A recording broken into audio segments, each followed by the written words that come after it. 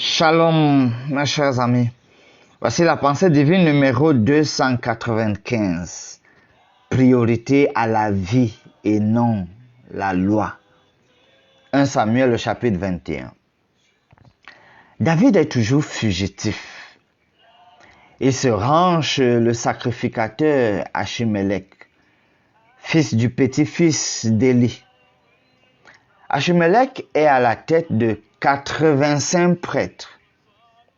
David et ses hommes ont faim. Achimelech n'a plus de pain ordinaire. David sollicite le pain consacré.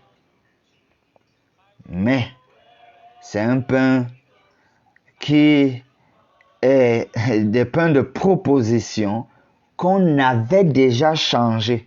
C'est-à-dire c'était des pains de proposition qu'on mettait souvent, mais on les avait déjà changés, ôtés, renouvelés devant l'Éternel. Le verset 6 dit ceci. Alors, le sacrificateur lui donna du pain consacré, car il n'y avait là d'autre pain que du pain de proposition qu'on avait ôté de devant l'Éternel, pour le remplacer par du pain chaud au moment où on l'avait pris. Bon, on sait quand même que ce sont les prêtres qui mangeaient ce genre de pain ôté. Lévitique 24, verset 9 donne la précision. Ce sont les prêtres. Mais Jésus lui-même a raisonné pour que nous comprenions que sauver des vies est plus important que les lois cérémonielles. Matthieu 12, versets 3 et 4, on trouve ce propos de Jésus. Donc, ça fait que d'un point de vue missionnaire, il est beaucoup mieux de donner priorité à ce qui sera pour le bien profond d'une personne que de s'illustrer en gardien imparable des lois, surtout des lois qui ont une résonance cérémonielle.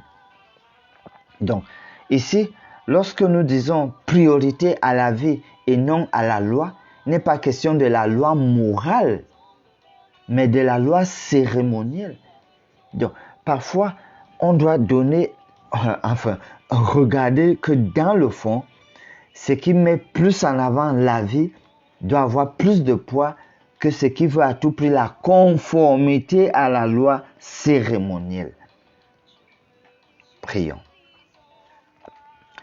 Dieu notre Père, nous nous alignons derrière le propos du Christ afin que la priorité soit vraiment de sauver la vie et non vouloir à tout prix se conformer aux lois cérémonielles.